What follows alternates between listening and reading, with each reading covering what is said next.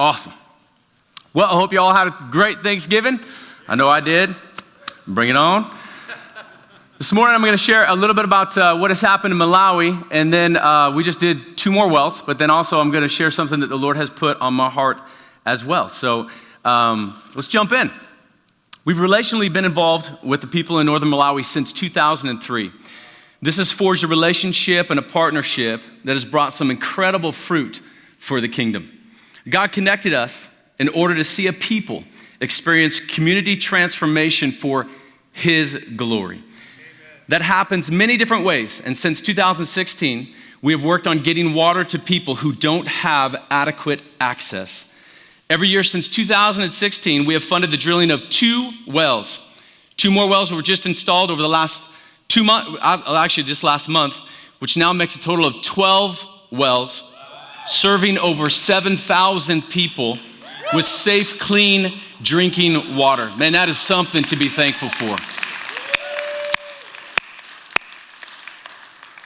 The saying in Africa is water is life.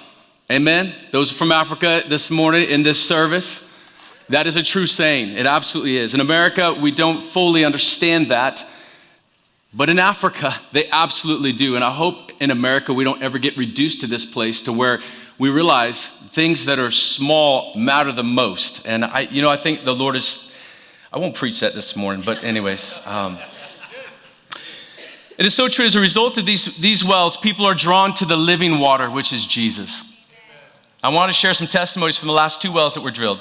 In the Mafumu Well, it serves 90 households, which is 3 villages, comprised of 3 villages, between 450 to 630 people. And each household has about 5 to 7 people per household. The situation analysis of the area that this well went into said that there's challenges for many years. People travel up to 3 kilometers. That's 1.86 miles. So that's like walking from here to Dismores to get your water, to access safe, clean water. The only source of water is a different well where several villages scramble together. This causes the well to be overused and sometimes run out of water. This happens oftentimes when we're pulling water from a well. The water table gets pulled on so much that it actually needs time to refresh. And this results in long wait times. People backed up many hours waiting for this water table to refresh. They get their water and they go back home. This is why this takes so long to get water. So they interviewed one gal named Martha Kapira. A quick video. This is Bishop Elton Mohongo. He's an amazing man. It is such a privilege to be in partnership with him. He is a man of integrity, and I thank God for him. He is actually leading the entire ministry of Holy Cross Church in northern Malawi. We met him as just a pastor, as a bishop, and now he's taken over the entire thing, which oversees 300 churches. They're in 5 different countries, and we have just a really beautiful partnership together. We had him here. Yep, we did. We had him here for a month and a half and helped train him, and he's just, we'll see. God willing, that will happen again. We'll send some of us over there to get trained. Woo, come on. Anyways, this lady, she is the wife of a chief. There's many chiefs in Africa, at least in Malawi, many chiefs. She's the wife of one of them. She talks about there's 9 people in her household. Thank you, chicken, rooster. This is just a little bit of the backdrop. So it's 4 of the 9 in her house. Thank you for that. It was asked, how much time do you spend daily getting water? 6 hours. Wow.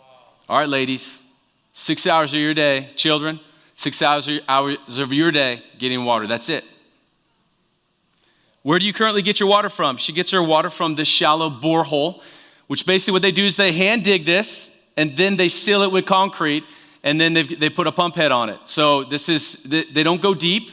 So in the rainy season, it's fine. You have access to, it's not necessarily safe because it can get contaminated easy. But in the rainy season, you'll get water. In the dry season, you're likely not to get water. The question was, how will this new well site help you and your family? The new well, which has already been installed, there it is right there. Hallelujah. It will provide enough water for family, our cattle to have enough water. It will save time. We'll be able to plant vegetables. What is the new distance to this new well site from your home? So from here to Dismorse, all right, now it's 400 meters, which is from here to the post office. That's pretty cool. That's pretty cool. Yeah, absolutely. These are our people. These are our family. How might you spend the additional time you will have in a day when you do not need to get water? Now the family is going to have enough time to work on our farm, also enough time to get together as a family and have enough food for farming. We'll also have money from sales of vegetables. Thank you, Jesus. All right, the next well site is Mafumu Well. This is 110 households serving between 550 to 770 people. The situational analysis here is the area is far from good roads, and people are drinking from a shallow well during the rainy seasons. The water is not safe and it's unprotected. During the dry season, they are forced to get water from another well, and some people will walk 4.5 kilometers. That's 2.8 miles. That's like walking from here to Schweitzer for your water source for your family. Early marriages are common in this area. Girls are not encouraged to go to school so that they can assist in getting water. Waterborne diseases are common in this area. So they interviewed a gal named Elizabeth Kumwenda. Hawa ndio waga maji pale, ndio kumwa maji. I have no idea what he said. She is the village health worker. There is 6 in her household. She spends 5 hours daily getting water. She currently gets her water from this well.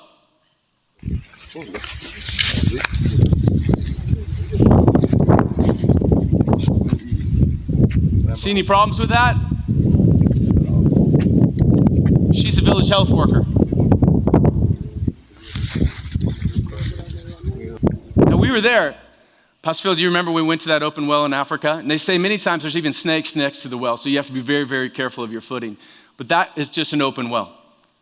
There's all kinds of problems with that. How will this new well site help you and your family? The new well, which has already been installed, it will save, there it is. It will save time by providing safe and clean water. It will eliminate waterborne diseases, enough water for everything, since water is life. What is the new distance to this new well from the side of your home? 50 meters, 150 feet. That's awesome. From Schweitzer, here to Schweitzer, to 150 feet. Oh my gosh. How might you spend the additional time you will have in a day when you do not need to get water? We'll work on developing our homes, farming, and time for our family. This will help healthy community, good families, better education for our girls. May the Lord bless Holy Cross Church for saving us from our long-time struggles. Amen. You guys. Tell them how there's a council that runs the well too. Absolutely. So in every well that is drilled, they work extensively with the village that this well is going into and making sure there's a committee in place. And that committee is more than half women, because women are the ones that are going to the well. They should be able to make the decisions at the well and for the well. So I hear all the women say, amen.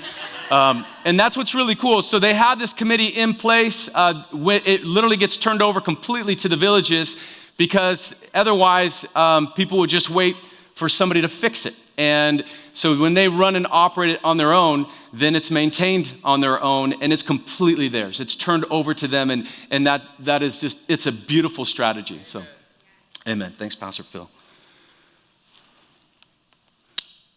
Hold on just a second. Man, water is life. It's crazy. Next time you take a drink, just go, wow.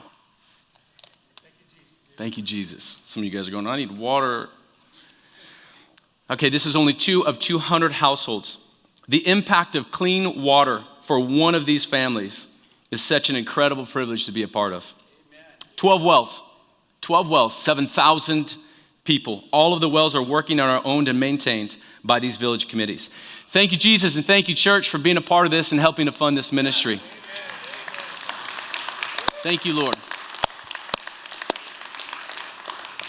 All right, I'm going to jump into a message, mini message, something the Lord has put on my heart. I've been loving this theme of running your race and that what is happening today. It has been so interesting listening to Pastor Phil and others bring and talk from this perspective. Thank you, Pastor Phil. I really appreciate you. And I appreciate your leadership and delving into, I just really appreciate you. So thank you both. More to come. Yep, good. I love trying to understand and to discern these times. I'm so grateful to be in a spiritual community with a spiritual perspective. One thing I'm learning more and more is the necessity of daily bread. That's right. Right, Amir? Come on. Amen. Yesterday's bread, yesterday's time with Jesus, being in his word, is not enough to sustain me for today. You could read a verse last week and then read the same verse this week, and man, it will pop off that page so different. This is the reality of fresh bread. People say, how can you read the Bible over and over? Well, it's easy. It's spiritual bread. And when you read it today, it makes it fresh.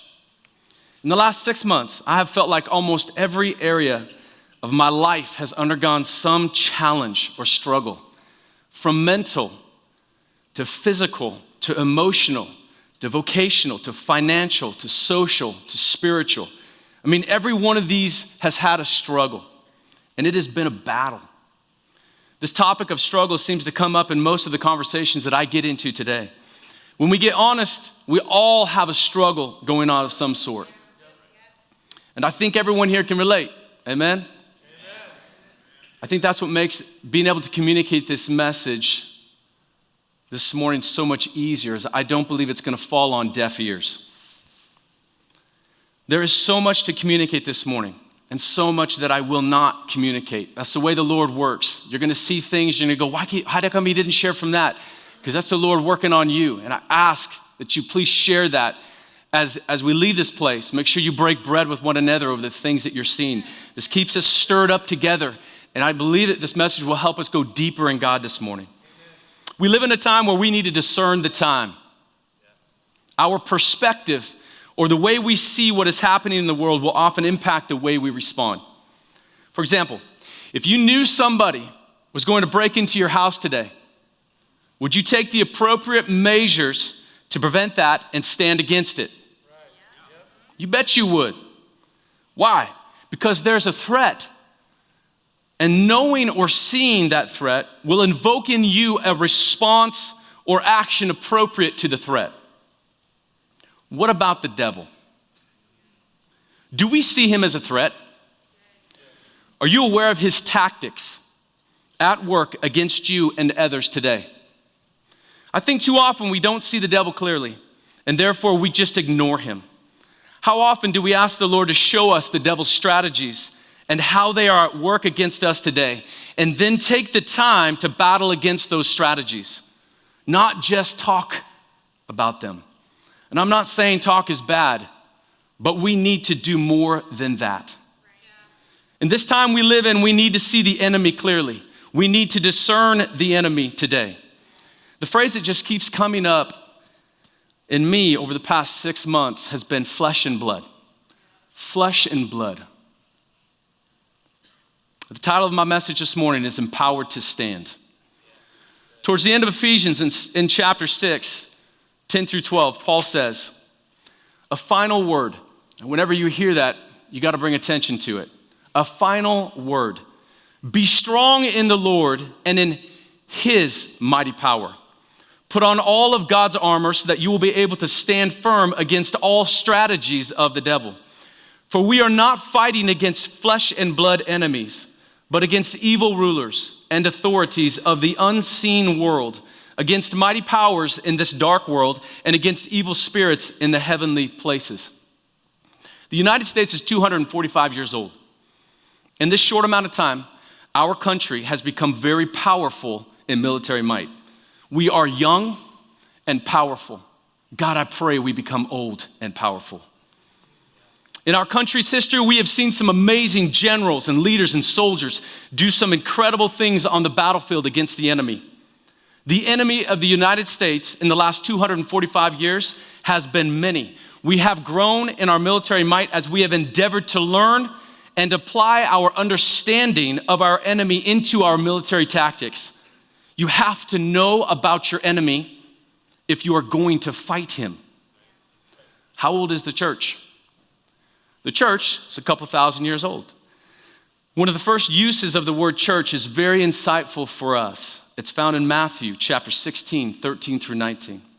When Jesus came to the region of Caesarea Philippi, he asked his disciples, "Who do people say the Son of Man is?"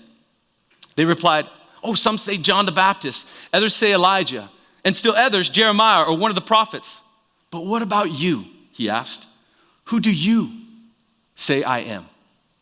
Simon Peter answered, "You are the Messiah, the Son of the living God." This is a powerful phrase. Anyone who makes this claim and lives this claim is a part of what Jesus is going to talk about next. This truth claim is transformational. Do you make this claim? Do you live this claim? Jesus replied, "Blessed are you, Simon, son of Jonah, for this was not revealed to you by flesh and blood, but by my Father in heaven. And I tell you that you are Peter, and on this rock I will build my church, and the gates of Hades will not overcome it. I will give you the keys of the kingdom of heaven. Whatever you bind on earth will be bound in heaven. Whatever you loose on earth will be loosed in heaven." Jesus said he's going to build his church. And then what follows? And the gates of Hades will not overcome it. Why does he say this? When Jesus talks about the church, he follows it up by something I think is very important for all of us. We need to hear this. He mentions the church's opposition, the enemy. I will build my church, and the gates of Hades will not overcome. It will not prevail. As long as Jesus has his church in the world, the church will have an enemy. This isn't the most popular message in today's tolerant world, but it's true. And you and I need to get serious about the devils and his demons at work today if we're going to advance the church effectively. Jesus said this enemy will not overcome the church's assault on him. Hallelujah. Who is the church again? All who believe Jesus is the Messiah. No matter what, this truth in all time will prevail and will result in a people through all time. We are that people in this time. We are the church, amen? Amen. How old is the devil, our enemy? Well, he's older than the church, which means he's pretty good at what he does. If the United States is only 245 years old and has many enemies with diverse tactics, how much more the church being a couple thousand years old with an enemy even older? Do you think the devil has some pretty good strategies? Often we don't truly acknowledge there is an enemy because we don't see him clearly. Is the enemy, the devil, really real? I think this is an important question to ask ourselves. If he is, how clearly do you see him? You see, we have an enemy that is unseen. And in this culture, seeing is believing. The enemy thrives in this place. An enemy is really good at being the enemy when you live life unaware of that enemy. I mean, let's go back to the robber situation. If I'm a robber, I will go into a town or community where people live unaware of me being a threat. If my strategy is to hang out here for a long time, I will probably not steal big things that you would notice right away. Instead, I'm going to take small things across multiple houses with strategic timing so as not to cause alarm. Even if you don't see me nor are aware of me, it does not change the fact that I am real and have taken from you. Paul was very aware of this. In the book of Ephesians, he shares something very important that we need to live out today. We fight, we wrestle not against flesh and blood. Who is the we Paul's referring to here? That's right, Jesus followers. People who believe Jesus to be the Messiah and live this claim. People who believe there's a kingdom of heaven opposing a kingdom of darkness. People who have a very real enemy and adversary, who is the devil. Paul is talking to these people. Do we acknowledge that we are these people today? Yes. Come on. What does Paul say about our enemy? He is not flesh and blood. Maybe Paul couldn't see into 2021. I mean, if he was here with us today, he'd be like, ooh, y'all got some crazy leadership leading today. Forget what I said back then, man. You guys definitely are dealing with the enemy today. Nope. I think we have all pointed some fingers at some people who we perceive to be the enemy in the past couple years. I think this has been an incredible tactic of the devil. He is so good at redirecting. We're so caught up labeling humans as the enemy that we don't see clearly what the devil is doing. The enemy uses a person to say, look at me. Ellis, say, look at me. Look at me. The whole time I'm looking at Ellis, the enemy's working over here. Because this is where the real, not there, over there. Clear over there, way over there. Yes, post office. He's good at this. I know many of us can get pretty hot in conversations over some people we think are the enemy. Our opinions are awesome. However, when was the last time we got hot in prayer against the devil? I think if you look at people as the enemy, you're only going to see flesh and blood enemies. If you see it this way, you will live this way, and you will play into this script. Don't play into the strategy of the enemy. This has unfortunately divided the church. The church is getting too caught up in flesh and blood enemies and not coming together to battle the enemy, the devil. The enemy Paul is referring to is evil rulers and authorities of the unseen world. What world? Mighty powers. What kind? In this dark world. Oh, I don't want to say this world's dark. If Jesus is the light of the world, come on. Evil spirits in the heavenly places. What in the world is Paul talking about? Paul got a revelation of what Jesus was talking about, and he could see the enemy with greater clarity and is trying to show him to you and I. I believe that same clarity is for you and I today. This book of Ephesians was written later on in Paul's life. He has learned a thing or two about the kingdom of God and the kingdom of the devil and shares it with us. He has some powerful things to share. Paul has a couple prayers. I love this in the book of Ephesians. These prayers open up a deep dive, and I personally believe are vital to understanding what he is communicating at the end of chapter 6 when he mentions how to fight the enemy. So let's jump in Ephesians 1, 17 through 23. As I read this, would you receive this in prayer today? I don't want to just read this today. I want us to pray this today. Prayer has a way of bringing truth and revelation in a way that nothing else can. I keep asking that the God of our Lord Jesus Christ, the glorious Father, may give you the spirit of wisdom and revelation so that you may know him better. Yes, Lord. I pray that the eyes of your heart may be enlightened in order that you may know the hope to which he has called you, the riches of his glorious inheritance in his holy people, and his incomparably great power for us who believe.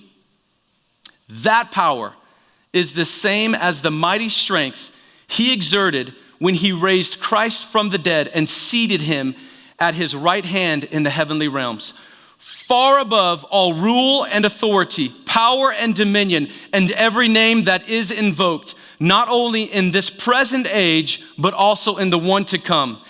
And God placed all things under his feet and appointed him to be head over everything for the church, which is his body, the fullness of him who fills everything in every way. Next prayer, Ephesians 3, 16 through 21.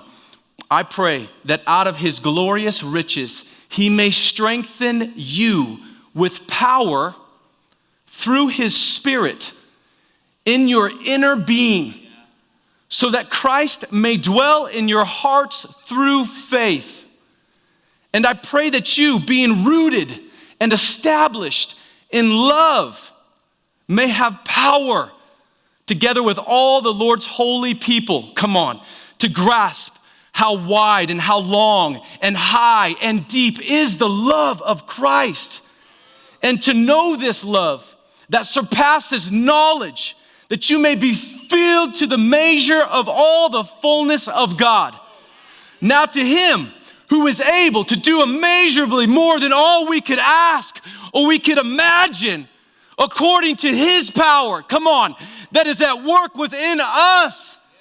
To him be the glory in the church and in Christ Jesus through all generations, forever and ever. Amen. Come on.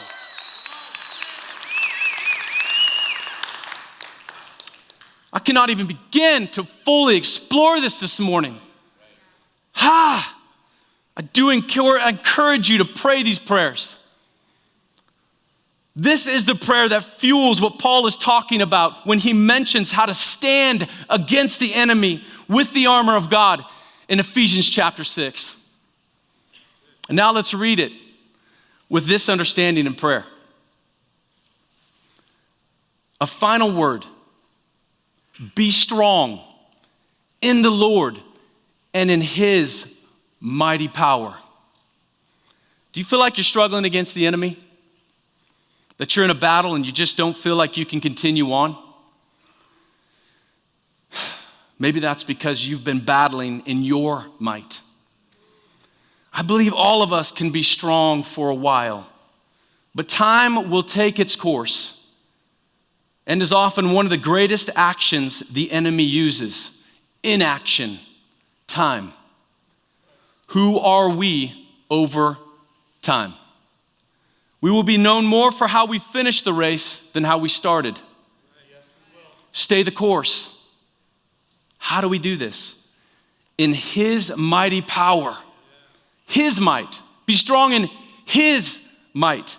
This is so important for us. God does not want us to go against the enemy in our might. Let's continue on in the reading. Put on all of God's armor so that you will be able to stand firm against all strategies of the devil. For we are not fighting against flesh and blood enemies, but against evil rulers and authorities of the unseen world, against mighty powers in this dark world, and against evil spirits in the heavenly places. Therefore, put on every piece of God's armor so you will be able to resist the enemy in the time of evil. Then, after the battle, you will still be standing firm. Man, this armor is so important, you guys. Whose armor is it? It's interesting. It's not mine. It's not yours. It's God's armor. And I don't want us to look at each individual piece this morning and role play sparring techniques, though that would be fun. But rather, I just want to tell you, his armor is his truth. It's his truth. It's his righteousness. It's his peace. It's his faith. It's his salvation. It's his spirit. And what does it say in verse 11? Put on all. And then in verse 13 it says, put on every piece. I think these words are important, and they demand our attention, they demand our study, and they demand our training. I think they infer that we are likely to put on only parts of the armor. Why all? Because after the battle, you will still be standing firm. Oftentimes, I think we miss an opportunity to go deeper with one another. when we try to encourage each other, when we are battling the enemy by saying phrases like, oh, hang in there. Oh, you'll be okay. And I understand our heart. And I'm not attacking that. But I think Paul would go a little deeper with us. I think he would say, I get you. This is a struggle because we are in a battle. I don't think he would condemn us, but I think he would have questions regarding our struggle and inspire a counterattack against the enemy as a result. Do we do this with others? I know I have not done this well. You know how many flesh and blood conversations I've been in over the last year and a half? Too many. You know who else knows about these conversations? The enemy.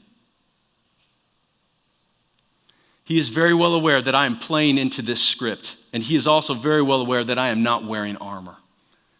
He has launched an assault against me in my vulnerability. And man, I have been in some battles with a lot of struggle. I need you to hear this, guys. Not all struggles are against the enemy. I'm going to say it again. Not all struggles are against the enemy. But some of our struggles have too much struggle because we struggle more than we stand. Do you struggle more than you stand?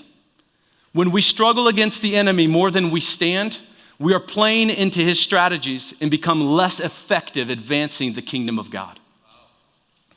I have reasoned my reality in this realm alone, and it is becoming exhausting. I'm getting tired because I've not been wearing God's armor. I've been wearing a lot of other people's opinions, perspectives, and truths. I've been wearing counterfeits to the armor of God. Listen to this. Counterfeits of truth, counterfeits to righteousness, counterfeits to peace, counterfeits to faith, counterfeits to salvation, counterfeits to even the spirit. And ultimately, that means fighting against flesh and blood enemies. Paul knew this well. When you are strong in the Lord and in his mighty power, when you are full of love and his spirit, and you are wearing the full armor of God, you can stand. We will never put on the armor of God if we do not see the enemy clearly. There's no reason for it. Why put on the armor if you don't see the enemy clearly? It's like having a motorcycle suit hanging in your closet and you don't even ride a motorcycle. I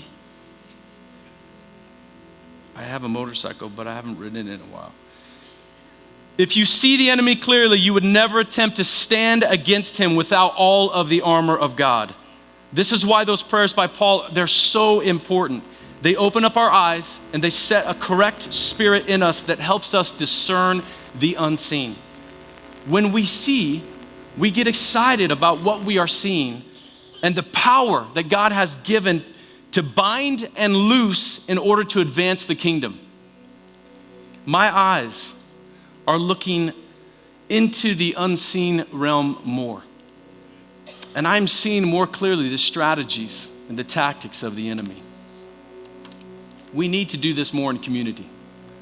We need to break silence about our struggles. This is the first step to standing. I'm not saying every struggle is of the enemy, but I will challenge us that in every struggle, are we asking the Lord if the enemy is in this struggle? I guarantee you the enemy wants to isolate you. He wants to work against you in your struggle. He wants you to feel alone. We need to ask the Lord to reveal the enemy. Once we see the enemy, what then is our approach? This is why Paul prayed that we might have wisdom, yes, Lord, and revelation, that the eyes of our heart would be open to see. And once we see, let's open up vocally. Let's ask for prayer. Let's get a battle buddy. Let's armor up in God and in his might. Let's pray and let's stand against the enemy. Don't give up. Have you given in? I understand. The enemy is really good about being the enemy.